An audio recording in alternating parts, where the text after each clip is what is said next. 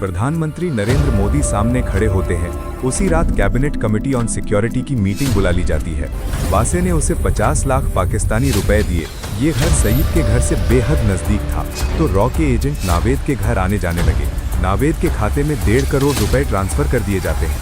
अफगानिस्तान से एक आदमी को चुपचाप पाकिस्तान लाया गया। धमाके की आवाज सुनते ही सैयद पूरी तरह घबरा जाता है। नवंबर 2019 में प्रधानमंत्री आवास के बाहर सुरक्षा असाधारण रूप से कड़ी थी। आधी रात को एक गाड़ी अंदर दाखिल होती है। गाड़ी से उतरते हैं रॉ चीफ सामंत गोयल। उनके हाथ में एक मोटी फाइल होती है जिस पर लाल अक्षरों में लिखा होता है कॉन्फिडेंशियल। करीब 15 मिनट इंतजार के बाद कमरे का दरवाजा खुलता है। प्रधानमंत्री नरेंद्र मोदी सामने खड़े होते हैं और पूछते हैं कि इतनी रात को आने की क्या जरूरत पड़ गई। सामंत गोयल कहते हैं, सर, हमने हाफिज सईद को ढूंढ लिया है। हफीज सईद 26 नवंबर का मास्टरमाइंड, जिसकी वजह से मुंबई में कितने मासूम लोग मारे गए थे। हफीज सईद का नाम सुनकर प्रधानमंत्री ने तुरंत एक मीटिंग बुलाई। उसी रात कैबिनेट कमेटी ऑन सिक्योरिटी की मीटिंग बुला ली जाती है। टेबल पर प्रधानमंत्री नरेंद्र मोदी, गृह मंत्री, विदेश मंत्री, NSA अजीत डोभाल और रॉ चीफ सामंत गोयल मौजूद होते हैं। गोयल फाइल खोलते हैं और हाफिज सईद की तस्वीरें, वॉइस सैंपल और इंटेलिजेंस रिपोर्ट सामने रखते हैं। वो बताते हैं कि अब UN में गुहार लगाने या अमेरिका से पाकिस्तान पर दबाव बनाने का समय निकल चुका है। अब भारत को खुद ऑपरेशन करना होगा। जैसे ही ऑपरेशन शब्द सुनाई देता है, प्रधानमंत्री पूछते हैं कि ऑपरेशन से उनका क्या मतलब है। गोयल साफ शब्दों में जवाब देते हैं कि हाफिज सईद को पाकिस्तान में उसके ISI आकाओं के सामने मौत के घात उतारा जाएगा। मीटिंग में बैठे अजीत डोभाल कुछ पल सोचते हैं और फिर कहते हैं कि सैयद को मारने का इससे बेहतर मौका शायद दोबारा नहीं मिलेगा। ये कहते हुए वो प्रधानमंत्री की ओर देखते हैं और हल्के से सिर हिला देते हैं। कमरे में फिर सन्नाटा छा जाता है। कुछ सेकंड बाद प्रधानमंत्री मोदी कहते हैं कि ऑपरेशन को आगे बढ़ाया जाए। इसी पल 26/11 के बाद पहली बार एक अधूरी कसम ने आकार लेना शुरू किया। इसी कसम का नाम था ऑपरेशन अलविदा। रॉ के पास सिर्फ एक ठोस जानकारी थी, हफीज सईद की लोकेशन।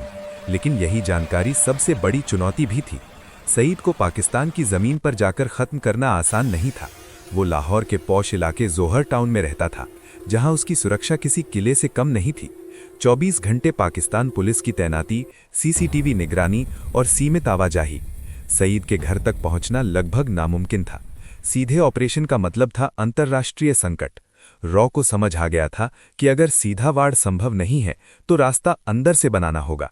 इसके लिए जरूरी था सईद के घर के बेहद पास एक सुरक्षित और भरोसेमंद लोकल बेस।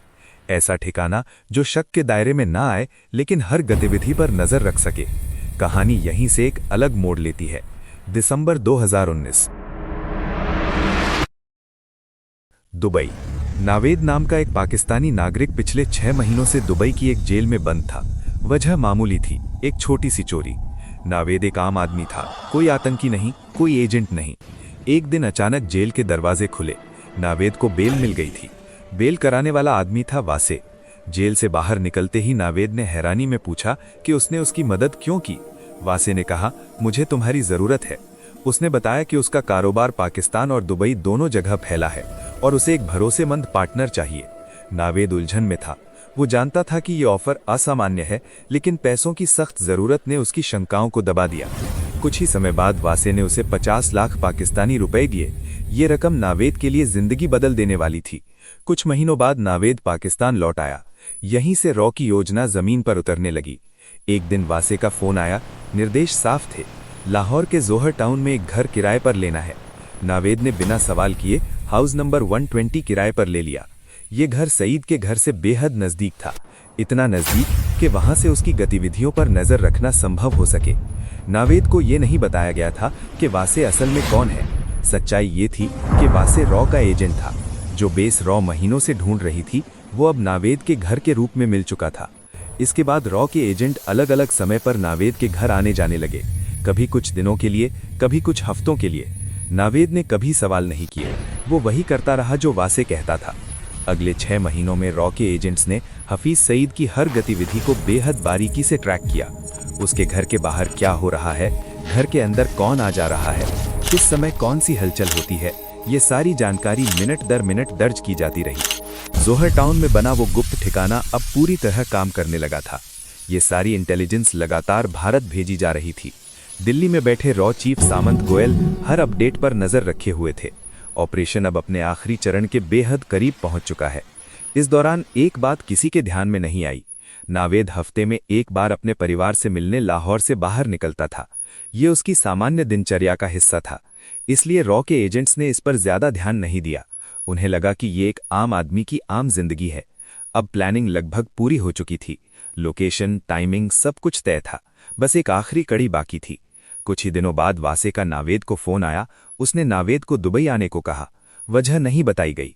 दुबई में दोनों की मुलाकात होती है। बातचीत के दौरान वासे अचानक एक गंभीर सवाल करता है। वो कहता है, क्या तुम्हें नहीं लगता कि पाकिस्तान जिन आतंकियों को पनाह देता है वो गलत है? नावेद बेपरवाही से जवाब देता है, इससे हमें क्या फर्क पड़ता है? वो तो हमारे दुश्मन हिंदुस्तानियों को मारते हैं।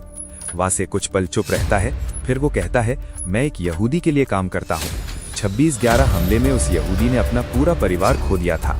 अब वो तुम्हारे पड़ोसी हाफिज सईद को मारना चाहता है। ये सुनते ही नावेद हैरान रह जाता है।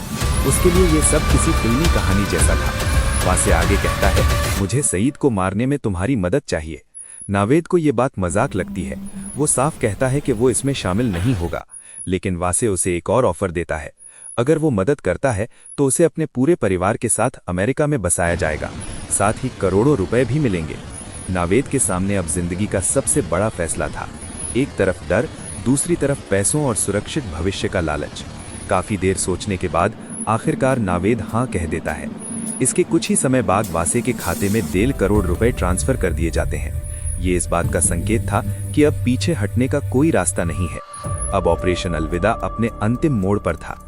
कई हफ्तों की गहन सोच विचार और जोखिम के आकलन के बाद रॉ एक निर्णायक नतीजे पर पहुंची। तय हुआ कि हाफिज सईद को कार बम के जरिए निशाना बनाया जाएगा। नावेद के घर में रह रहे रॉ के एजेंट्स ने चुपचाप एक काली टोयोटा कोरोला खरीदी। इसी गाड़ी के भीतर 300 किलो RDX भर दिया गया। पूरा काम इतनी सफाई से किया गया कि किसी को शक तक नहीं हुआ।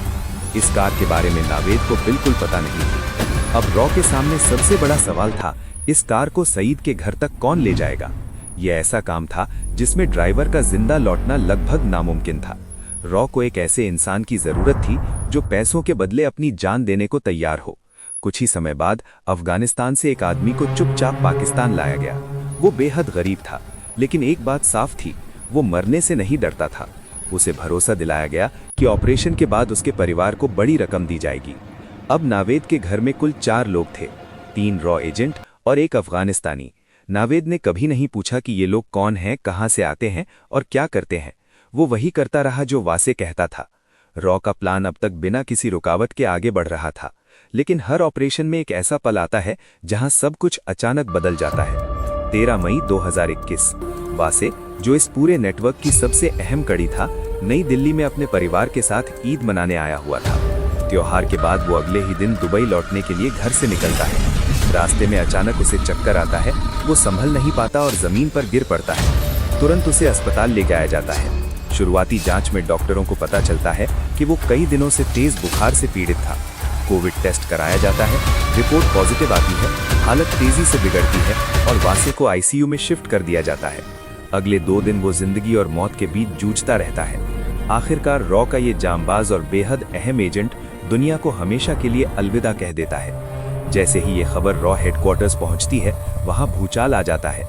वासे सिर्फ एक एजेंट नहीं था, वही नावेद को संभालता था। उसकी मौत का मतलब था कि पूरा ऑपरेशन फेल। वहीं दूसरी तरफ नावेद की आदत थी कि हफ्ते में एक बार वो अपने परिवार से मिलने लाहौर से बाहर निकलता था। लेकिन इस बार कहानी कुछ और ही थी। इस बार नावेद की गाड़ी सीधे एक हाई रैंकिंग ISI ऑफिसर के घर पर जाकर रुकी। असल सच्चाई ये थी कि नावेद कभी पूरी तरह ईमानदार नहीं था। वो शुरू से ही वासे पर शक करता आ रहा था। शुरुआत में ये शक हल्का था, लेकिन जैसे जैसे वक्त बीतता गया ये शक गहरा चला गया।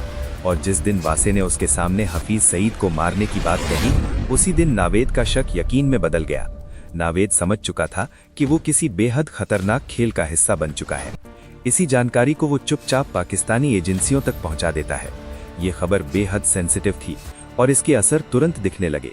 रॉ तक जैसे ही ये इनपुट पहुंचता है, हालात पल भर में बदल जाते हैं। एजेंसी बिना एक पल गवाए आदेश देती है कि जोहर टाउन वाले घर से सभी एजेंट्स को तुरंत निकाल लिया जाए।